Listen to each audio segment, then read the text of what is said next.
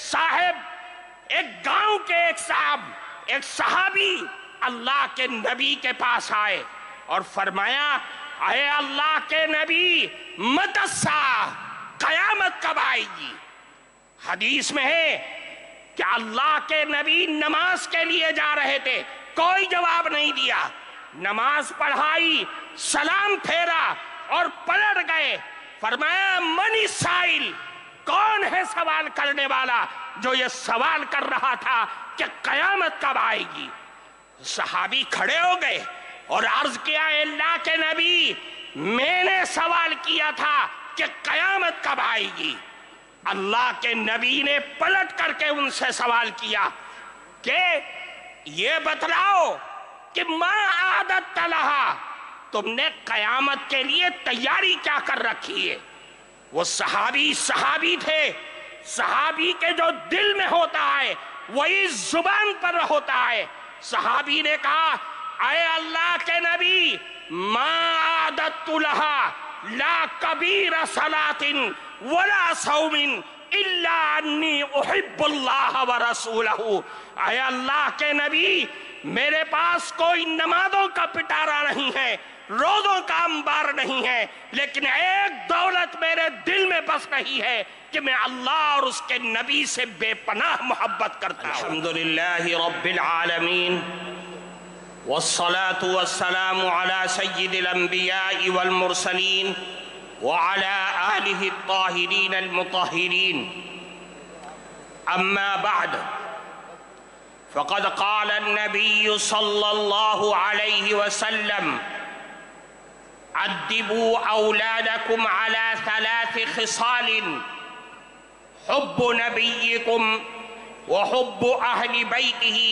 وتلاوة القرآن او کما قال رسول اللہ صلی اللہ علیہ وسلم۔ محترم صدر جلسہ، حضرات علماء کرام اور دور دراز سے آئے ہوئے ہمارے معزز بزرگوں اور عزیز دوستوں،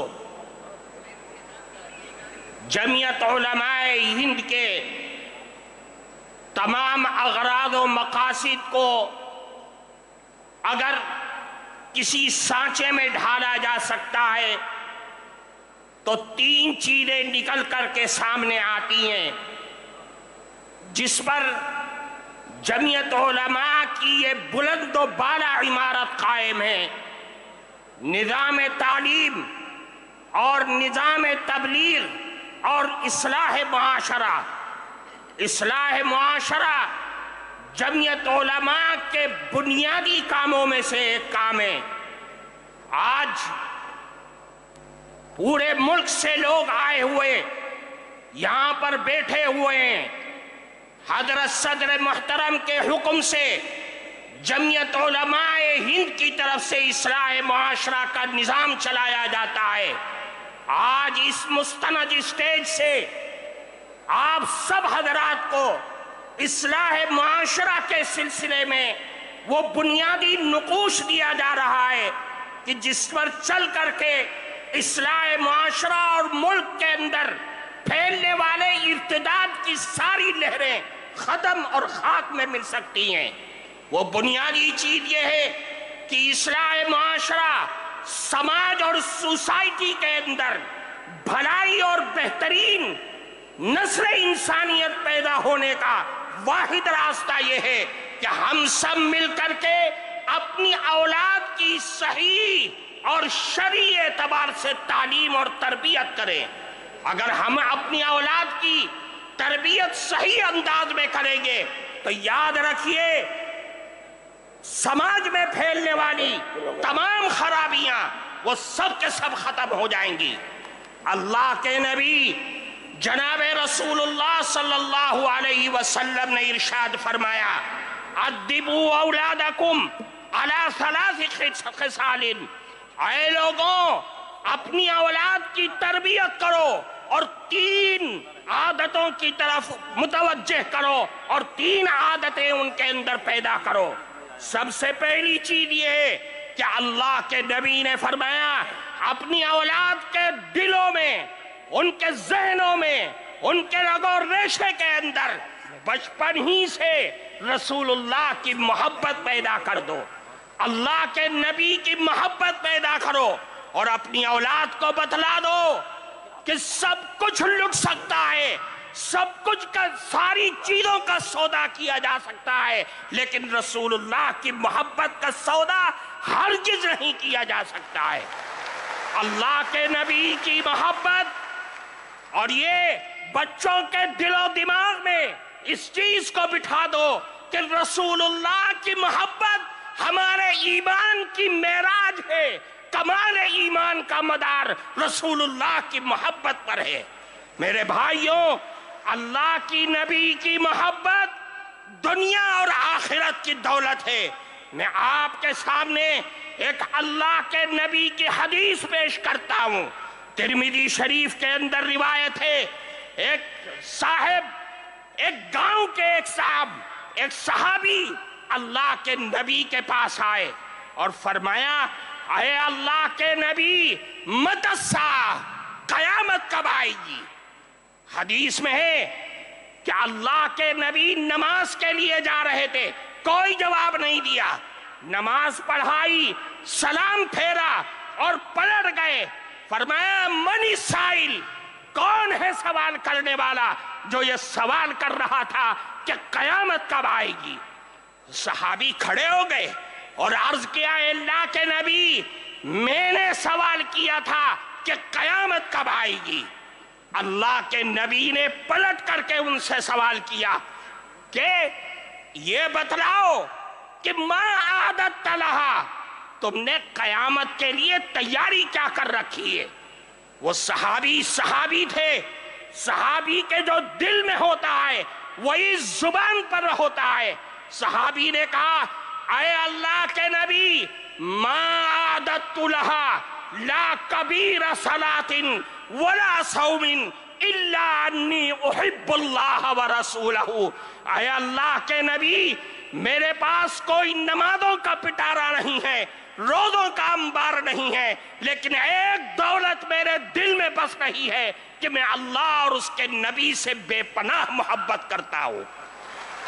अल्लाह के नबी ने फरमाया, ऐ लोगों, ये अल्लाह के नबी का जवाब लेकर के यहां से जाना। अल्लाह के नबी ने फरमाया, क्या है सवाल करने वाले सुनो, कयामत तक आने वाली नस्ल इंसानियत सुनो। फरमाया, अल मरउ मा मन अहब्बा व अंत मा मन अहबब्ता। याद रखो, आज दुनिया में जो आदमी जिससे मोहब्बत और दिल का लगाव पैदा करेगा, कयामत के दिन भी वो उसी के साथ उठेगा, और तुमने जिससे मोहब्बत का दावा किया है, कयामत के दिन भी तुम उसी के साथ होगे। इस हदीस के रावी हजरत अनस रज़ियल्लाहु ताला अन्हु है। फरमाते, सहाबाए किराम इस जुमले को सुनकर इतना खुश हुए कि मैंने इस्लाम की जिंदगी में कभी भी सहाबाए किराम को इतना खुश होते हुए नहीं देखा था।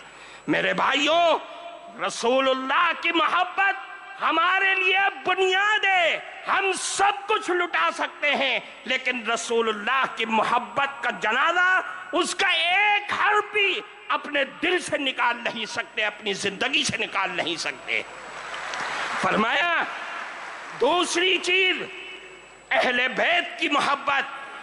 बच्चों के दिल में रसूलुल्लाह के घर वालों की मोहब्बत उनके दिल के अंदर डाल दो। ये पैदाइश के बाद से जब बच्चा होश संभाले कि जिसके बारे में अल्लाह के नबी ने फरमाया, इफ्तहू, सबसे पहला कलमा फरमाया कि ला इलाहा इल्लल्लाह उनकी जुबान से कलवाओ, और कयाम और मौत के वक्त ला इलाहा इल्लल्लाह की तलकीन करो। फिर फरमाया, आखिरी चीज, वो तिलावतुल कुरानिल करीम, कुरान करीम की तिलावत, कुरान करीम के अल्फाज से मोहब्बत, कुरान के हलाल को हलाल और कुरान के हराम को हराम अपने बच्चों की जिंदगी के अंदर भर दो कि मेरा कुरान, मेरा अल्लाह मुझे ये कहता है, मुझे इस बात की दावत देता है। मेरे भाइयों, कुरान हमारी जिंदगी का दस्तूर है, कुरान हमारा आईन है, आईन शरीयत है, कुरान को लाजिम पकड़ना होगा। ये जमीयत उलमा के स्टेज से आपको दावत दी जा रही है। अल्लाह के नबी ने फरमाया अला इन्नहा सतकूनु फितना, ऐ लोगों आगाह हो जाओ, फितने आएंगे, आजमाइशें आएंगी, बलाएं आएंगी, दुनिया की भी आएंगी और आसमानी भी आएंगी। सहाबा के कलेजे हिल गए। फरमाया अल्लाह के नबी मल मखरजु मिनहा या रसूल अल्लाह, उन फितनों से निकलने का रास्ता क्या होगा?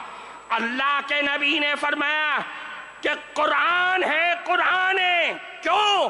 फीही नबउ मन काना क़ब्लकुम व खबरु मा बादकुम व हुक्मु मा बैनकुम। ये कुरान है जिसमें तुम्हारे पिछले लोगों के हालात की भी इत्तला है, तुम्हारे बाद में आने वाले लोगों की भी खबर है, और तुम्हारे झगड़ों का फैसला भी इसी कुरान में मौजूद है। इसलिए मेरे भाइयों, कुरान पकड़ो, हालात को सुधारो। ये मसाइल, ये उलझने, ये परेशानियां, ये हमारे आफतों और मुसीबतों की वजह से आ रही है। मैं आपको एक बात की तरफ तवज्जो करके मैं बात को खत्म करता हूं। आज तक हम रोते थे, हमारे बड़े परेशान थे कि दुनिया नशा कर रही है, दुनिया सट्टे और जुए खेल रही है। आज जो सबसे ज्यादा हालात हैं वो सूद की बीमारी हमारे अंदर जन्म लेती जा रही है। और सूद भी कैसा? बैंक का सूद नहीं, साहूकारों का सूद नहीं, बनियाओं का सूद नहीं, वो बंधन बैंक, वो जगह जगह गांव और देहातों में जहां सूद और कर्ज देने वाले वो चोर बैठे हुए हैं जो सिर्फ औरतों की आईडी पर औरतों को ही देते हैं, उनके नुमाइंदे औरतें हैं। हमारे मर्द घरों में बैठे हुए सो रहे हैं। मेरा कौन सा कलेजा है, कौन सा हमारा दिल है जो इस बात पर राजी होता है कि मेरी जवान बेटी, मेरी जवान माँ, मेरी जवान लड़की उन गैरों के ऑफिसों में जाकर के कर्ज लेकर के आती है और मैं सारे हफ्ते उस कर्ज की किस्त चुकाने में लग जाता हूं। मेरी औरतें बेगाना हो गई, बीवी मेरी है लेकिन उसके ऑफिसों में वक्त गुजार रही है। हमारी सोच और फिक्र पर लानत है ऐसी। इसलिए मेरे भाइयों, सोचो और सूद से निकल करके बाहर आओ। इस्लाह माशरा को हर गांव, हर गली, हर मस्जिद के हल्के में इसको परवान चढ़ाओ ताकि मेरी कौम इन लानतों से बाहर आ सके। व आखिर दावाना।